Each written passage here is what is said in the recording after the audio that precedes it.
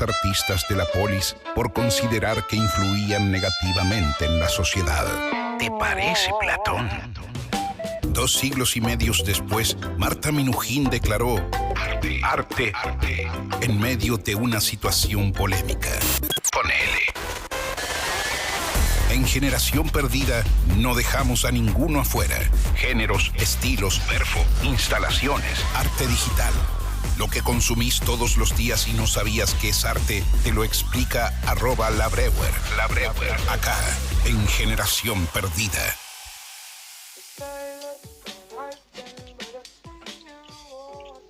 Olis, qué gusto recibirte. Ay, pero muchas gracias. Olis. ¿Cómo estás, Sofi? Hola, Santi. ¿Cómo va? ¿Todo bien? ¿Y ustedes? Qué bien la cancioncita que acaba de pasar. ¿Cómo me gusta Arctic Monkeys? Ay, Sí. sí, re linda. Mal, temón. ¿Cómo a todos No ustedes? estoy trabado, ¿Me avisas? ¿no? Tengo un trauma de estar trabado yo. Estoy con ese trauma de estar como tildado. Así que me tienen que avisar si estoy tildado. Bueno, encontremos No, hoy la nadie está belleza del tildado. tilde. Hoy nadie está tildado. Mira, voy a sacarme los anteojos para ver mejor. Arre. ¿Qué onda hoy, amiga Labreuer, Mariel, como ustedes quieran llamarlo? Siempre el momento preferido de mucha gente del programa que le encanta la columna de arte que nos tiene para ofrecer Mari. Él. Aguante. Sí, estuvo buenísima la semana pasada. Sí, ¿no? Gustó un montón. Sí, gustó un montón de gente me habló por eso. Estuvo re Qué piola. bueno. Aguante, a mí también. Bueno, hoy como Tenés saben la vara ustedes voy saltando de un tema a otro, no me puedo quedar más o menos en lo mismo. Así que Está bien. la realidad es que hay algo que hace mucho tenía ganas de charlar con ustedes en este espacio y es hablar un poco de arte urbano y de artistas callejeros, pero Sí. porque soy una historiadora muy ñoña, me costaba mucho pensar por dónde empezar. Así que decidí que hoy vamos a hablar un poco de los orígenes del arte callejero en Buenos Aires, cómo Me se encanta. genera esta escena. Y así después en próximas columnas me puedo enfocar en la cantidad infernal de artistas que hay, increíbles y talentosos. Así que para hoy vamos a pensar un poco cómo se generó esta escena y algunos artistas elegidos muy caprichosamente, porque es muy difícil elegir como un par de artistas para hablar del comienzo de la escena. Entonces, lo primero es pensar en qué momento se da. Como saben, el graffiti, que es como la expresión más reconocida del arte urbano, viene de Nueva York, de fines de los 70, de los 80, y nos tenemos que preguntar qué pasa y cómo llega a Buenos Aires, ¿no? Y lo que va a suceder en la escena de Buenos Aires es que se van a dar entre el 99 y el 2002 aproximadamente. Esos van a ser como los años como del rehogado de ese caldo que va a empezar. Va a haber 3 puntos muy estratégicos de la ciudad de Buenos Aires que van a empezar a motorizar distintos movimientos de manera casi simultánea, y eso es súper interesante de la escena local, porque a diferencia de Nueva York, que lo que primero pensamos es en el tag y en el graffiti, acá lo que va a suceder es que al mismo tiempo van a llegar un montón de vertientes distintas. Entonces la idea es pensar hoy y revisar cuáles fueron esos 3 puntos o focos iniciales de arte urbano. En primer lugar, tenemos una primera escena que sucede en torno a las vías del tren Sarmiento, a los paredones que hay a su costado, cuando un grupo de artistas súper jóvenes empiezan a recibir información de revistas ligadas a la cultura del rap, del hip hop, y así entra el graffiti a Buenos Aires, ¿no? Más o menos se habla del verano del 99. Con el graffiti sabemos muy bien de qué estamos hablando, ¿no? Al artista que traje no necesariamente tiene que ver con esa cuna puntualmente, pero me gusta mucho el trabajo que hace como grafitero el artista Nerf.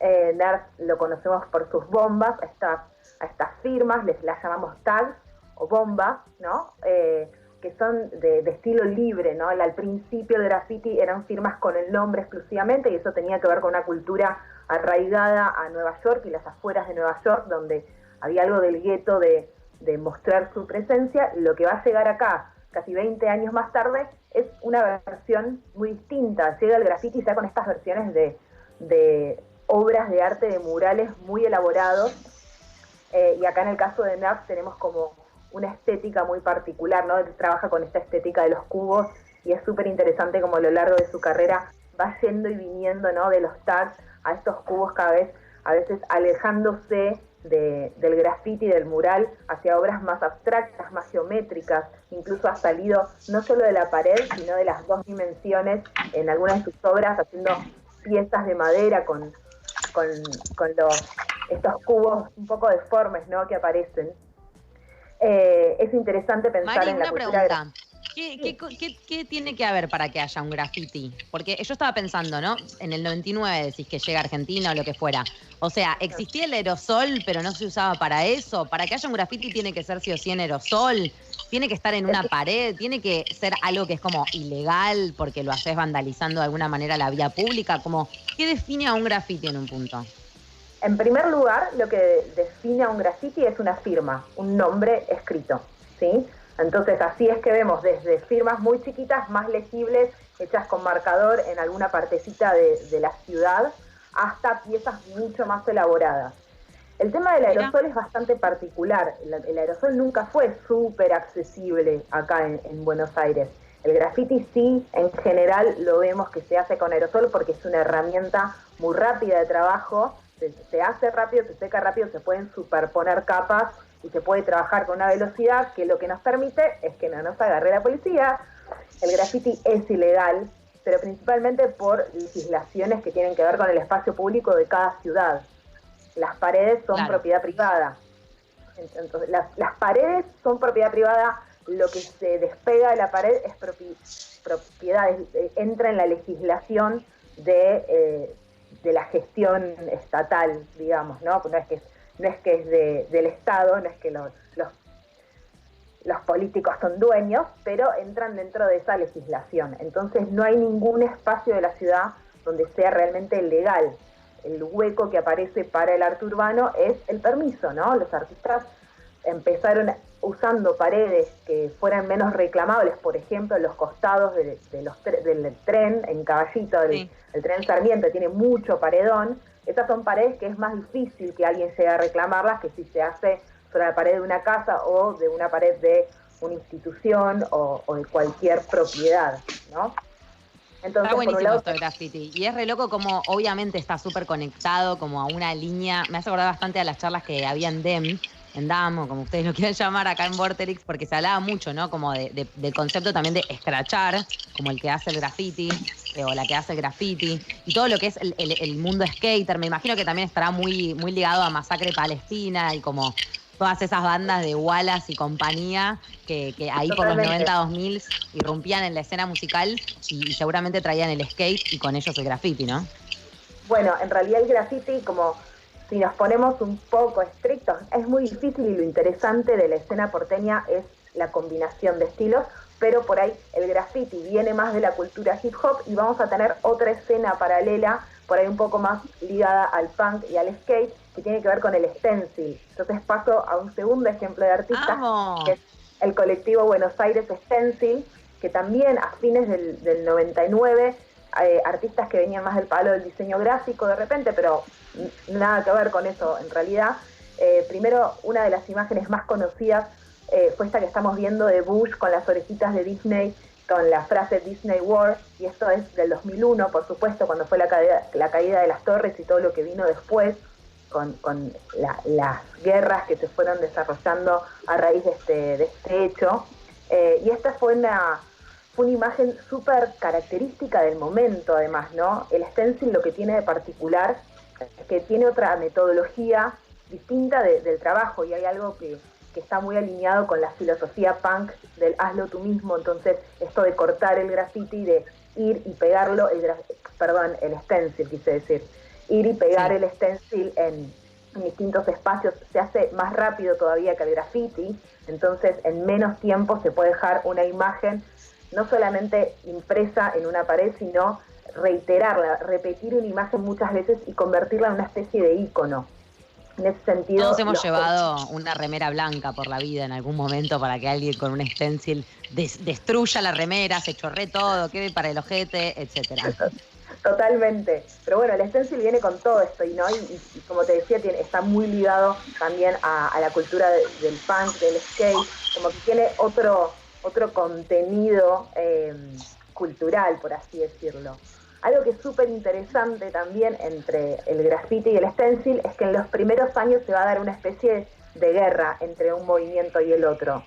Mientras que los del graffiti le echaban en cara al stencil que eran menos dotados artísticamente porque cortaban las piezas y las repetían, y el graffiti en cambio tiene como un laburo en vivo y libre en el momento según el tipo de pared, como que hay que rebuscárselas en menos tiempo con un montón de otros recursos. Entonces empezó a haber como una especie de guerra, ¿no? ¿La guerra en qué consiste? En taparle las piezas a otros. Por ejemplo, acá estamos viendo una pared donde hay obras hechas con stencil, venía un grafitero encima y le hacía una bomba arriba al stencil. En el mundo de la calle y del arte callejero hay un montón de reglas, ¿no? Y por ejemplo, taparle la obra al otro es de lo peor que se puede hacer. Esa es como falta de código absoluta. Y se empezó a dar como esta especie de lío, ¿no? Como esta guerra entre algunos bandos de un lado y del otro, como aparecen en momentos muy similares y tienen estas características, ¿no? De ser puntos dentro de la ciudad, no solamente dentro de la ciudad, sino que además donde confluye mucha gente que viene de las afueras de la ciudad. Y esto también tuvo que ver con la forma en la que se difunde el arte urbano. No solamente porque sucediera en Buenos Aires, que es un lugar donde hay mucho movimiento, sino que la característica que tiene Buenos Aires es que entran y salen millones y millones de personas todos los días. Entonces, gente que entraba a laburar a la ciudad fuera por tren o llegando a microcentro a laburar en las oficinas, se encontraba en el camino con estas imágenes, y eso es como un imaginario que se empieza a generar de vuelta y llevándolo hacia las afueras de la ciudad, lo cual también potencia por completo esta difusión del arte urbano. Me encanta, y aparte un montón de veces un graffiti o un stencil como que te desordenan todo, te dejan pensando. A mí me encantan esos, me parece que son geniales, y me encanta sacar fotos en las calles donde hay esas cosas. Porque siento que si vas a otro país lo rehaces y acá después, obvio, sos un tarado en Plaza Serrano, pero bueno. Bueno, pero sí, hay cosas re lindas aparte. Hay cosas hermosas. Y hay un tercer foco que es súper interesante porque desde mi punto de vista es como lo que termina como de desordenar y de darle una identidad a lo que es el movimiento del arte callejero en Buenos Aires, que va a estar como centrado en la FADU, en la Facultad de Diseño de la UBA, ¿no? De Diseño y Urbanismo de la UBA, donde un grupo de artistas que salía más de las carreras de diseño gráfico empiezan a hacer otro tipo de murales, y como ejemplo traje a la obra de Pum Pum, que es una artista que es mujer, que es una artista a la que seguramente vieron un montón de paredes y de murales, porque es súper conocida y lleva muchísimos años trabajando. Ella es parte de esta escena de la FADU, y en este caso nos vamos a encontrar con murales que tienen más que ver con otro tipo de estéticas, donde aparece el diseño de personajes, por ejemplo, y en el caso de ella, sus personajes más conocidos son como una especie de nenita con una estética muy infantil, o que viene de Hello Kitty o de My Melody, y ella habla, ¿no? de cómo esas imágenes de su infancia fueron recurrentes a la hora de pintar los murales, y entonces aparecen otros materiales también, ¿no? Porque si bien en el graffiti y en el stencil veníamos hablando mucho del aerosol, acá nos vamos a encontrar con el látex como principal material a la hora de hacer murales, ¿no? Como que incluso nos lleva a una idea de otros ámbitos de las artes visuales, ¿no? De pensar en los murales. Y aparecen estos personajes y estos colores planos. Va a aparecer una gran cantidad de artistas dentro de este grupo que van de alguna forma a amalgamar, si se quiere, a estos otros dos movimientos, porque no vienen necesariamente de la lógica que venía el graffiti, como de lugares mucho más combativos como vienen el graffiti o el stencil, sino que vienen más con una idea de un aporte a la trama urbana. Para eso decís el mural, ¿no? Exacto, de este tipo de murales que aparecen en este primer momento. Lo que va a pasar... Claro, porque ¿cuál es la diferencia entre mural y graffiti o stencil? ¿Como uno que rompe las reglas y otro que aporta a la ciudad, como decís vos? Bueno, no necesariamente. En realidad, mural... Yo quiero saber. Por si lo preguntás en el examen. Un mural es una pintada en una pared, ¿no? En realidad, un mural puede ser con un graffiti, con stencil, con un montón de stencil superpuestos, o puede ser una pintada con látex y pincel. En realidad mural es un poco genérico y es una buena pregunta la que hiciste. En general, cuando hablamos de graffiti, hablamos mucho de bombas, de wild style, de firmas, de tags, y nos referimos más a esos nombres con esas caligrafías deformadas. Cuando hablamos de stencil nos referimos principalmente a la técnica, ¿no? De que es un stencil cortado en mano por el artista. Es como muy importante la trincheta y el bisturí a la hora de cortar, y con el aerosol encima. Y este otro tipo de murales, en realidad le digo murales porque no entra en ninguna de estas dos categorías, y van a empezar a explayarse mucho más en los materiales que no necesariamente vienen como de lo más conocido del arte urbano, que son estas dos vertientes, ¿no? Estas dos técnicas, que son el graffiti y el stencil. Entonces, ¿qué va a hacer esto? Que nos va a generar en muy pocos años, porque todos estos tres focos suceden de manera casi simultánea, y entonces se amalgama muy rápido, se unen. Si bien yo les decía recién que en un principio hubo una especie de guerra entre el stencil y el graffiti, esto es como una etapa que se va a superar bastante rápido. Hoy esta guerra, o sea, si bien puede seguir existiendo en algunos grupos, por ahí dentro de los artistas que llevan más tiempo trabajando, esto se superó súper rápido, ¿no? Y tuvo que ver con la forma en la que se empezó como a posicionar el movimiento del arte callejero y entender que habían algunas luchas dentro del mundo de las artes visuales que los hermanaban y no los ponían como uno frente a otro, sino que había como espacios institucionales del mundo del arte que había que romper, en los que había que ingresar y mostrar otros tipos de artes, donde, como tantas veces hablamos, cuando no entra el mercado en ciertos movimientos, la institución artística le cuesta muchísimo darle lugar a estos movimientos. También es interesante cómo los artistas a lo largo de los años fueron encontrando distintas maneras de darle nuevos soportes a sus obras, como hablábamos hace un par de semanas con respecto al surrealismo pop y los muñecos, ¿no? En este caso, cómo se fueron despegando de las paredes como para también tener un lugar dentro de esa escena artística.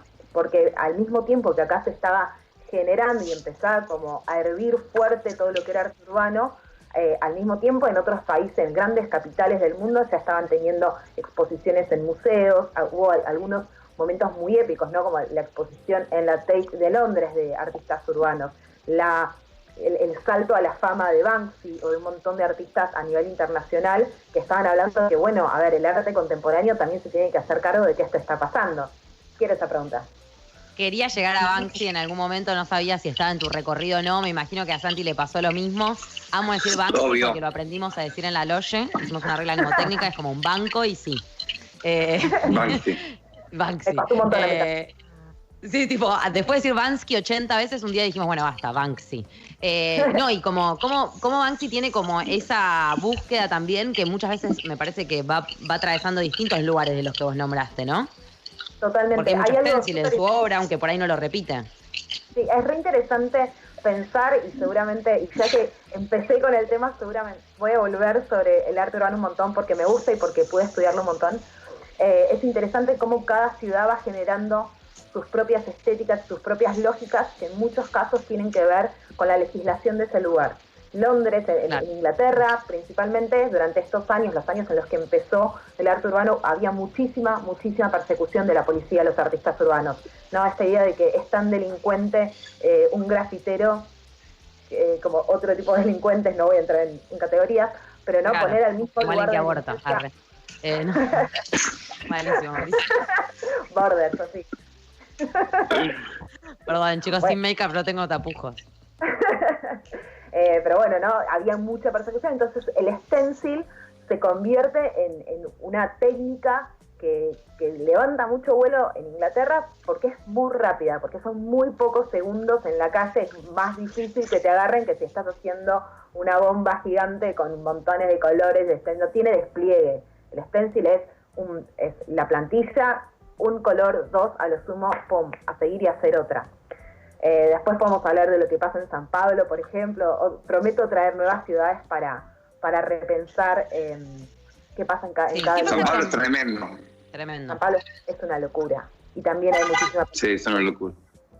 Pero bueno, antes, para darle un poco una especie de cierre, que es lo que va pasando con el arte callejero en Buenos Aires, obviamente los primeros años, desde el 2000, del 2000 al 2006, se va a ir armando y se van a ir llenando las paredes, y sucede esto de que no solamente artistas empiezan a trabajar, empiezan a recibir información, aparecen nuevos materiales, aparece más cantidad, se pueden conseguir mejores aerosoles, mejores marcadores para trabajar cada vez más, empieza a haber un laburo más colectivo, empieza a haber fotolog, empieza a haber un montón también de soportes digitales para ver qué laburo están haciendo otros y compartir ese laburo, ¿no? Hay algo muy colectivo y muy horizontal que es hermoso en el arte urbano.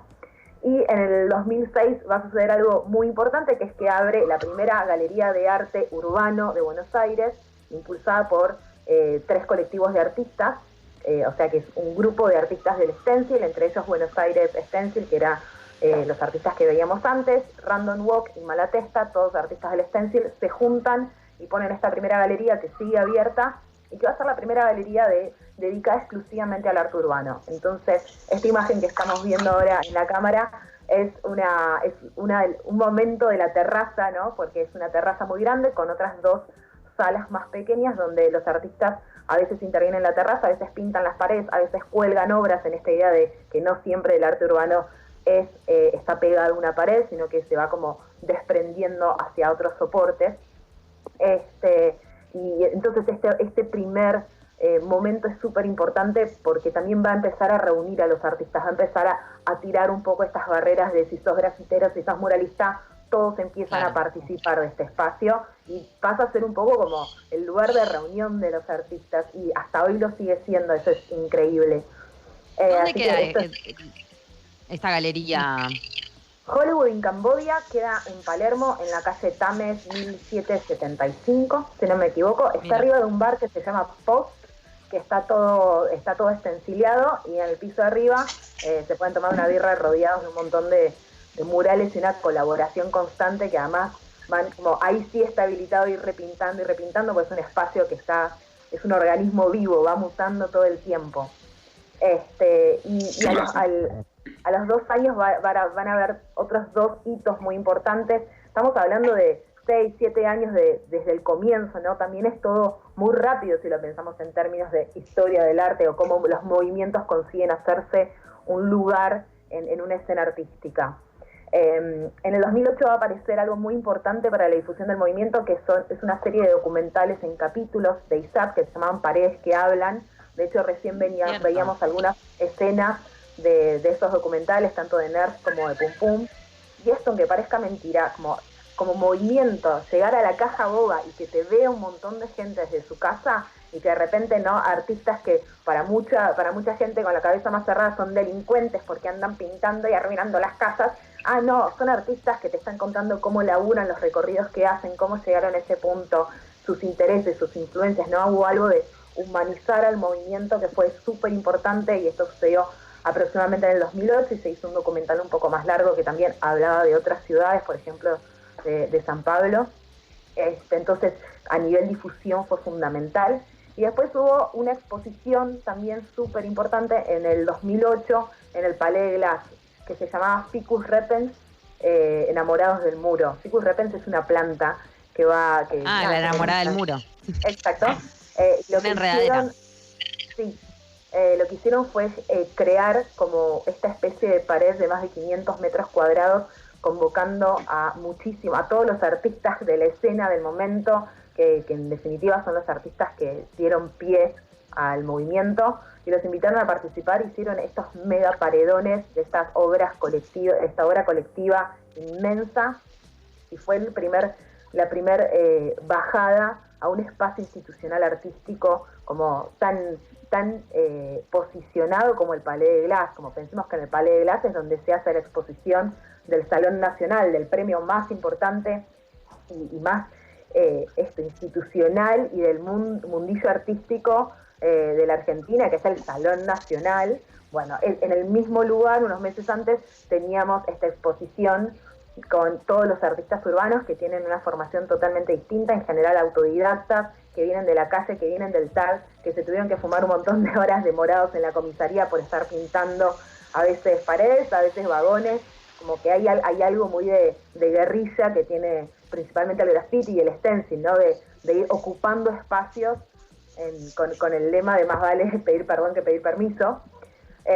Igual hoy ya no es así para nada. En general hoy se puede trabajar con permisos. En general los artistas si encuentran una pared, tocan el timbre, hablan con el dueño de casa y en general la gente se recontra copa. A la gente le gusta muchísimo, le gustaba antes de entenderlo y entendieron también que está más bueno como decirle que si un artista que le pinte la pared y haga un mural o un graffiti súper producido a que se le llene como de pintadas políticas. Empezaron como a entender como cierta estética para mostrar esto.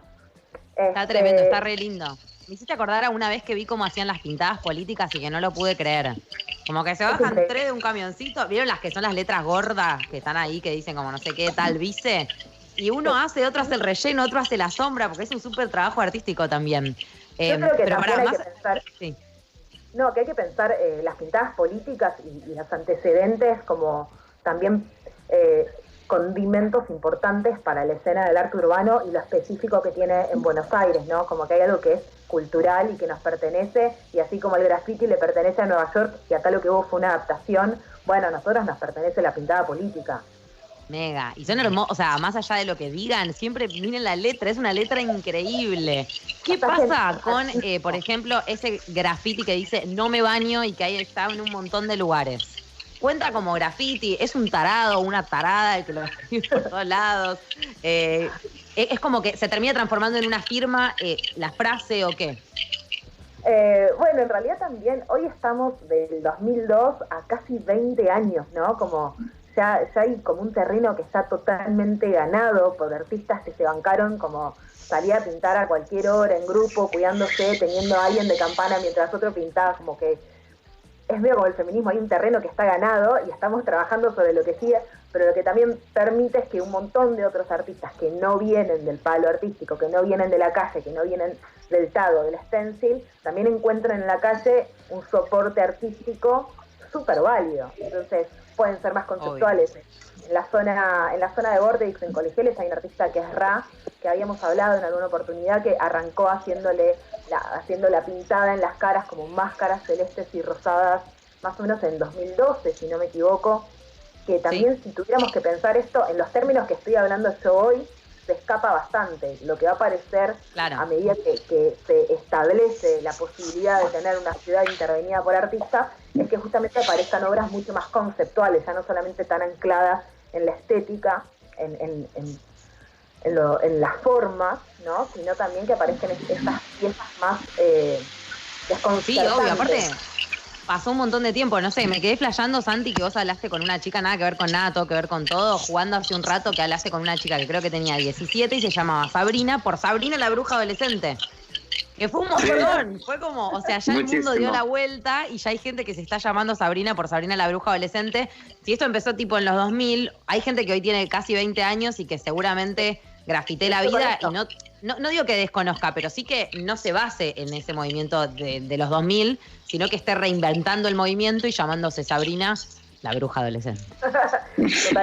Totalmente. Por eso quise arrancar por el principio y la idea es que podamos ir hablando más puntualmente de un montón de artistas. Es una escena súper rica la del arte urbano, no solamente en Buenos Aires, sino en todo el país. Tenemos un montón de capitales fundamentales de arte callejero, donde en cada ciudad también va cobrando la importancia de que es un arte que sucede en la ciudad, es que va tomando aspectos de cada ciudad como para encontrar su propia esencia.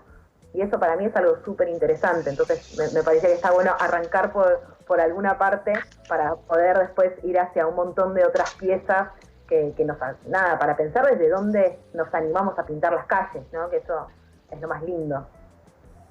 Sí, lo más lindo es escucharte a vos hablando de esto. Es increíble, ¿no? Pero posta, Maru, es alucinante cómo vas contando las historias del arte. Posta, te digo. @labreuer, si estás escuchando en radio, ahí la podés encontrar en redes y podés hacerle las preguntas que quieras o preguntarle, bueno, algo sobre la columna que tuviste hoy acá. Gracias, como siempre. Y acuérdense que en YouTube están todas las columnas de Mariel. A pleno. Gracias a ustedes, chicos. Que tengan un lindo día. Te queremos. Yo los quiero a ustedes. Ay, mandé un corazón.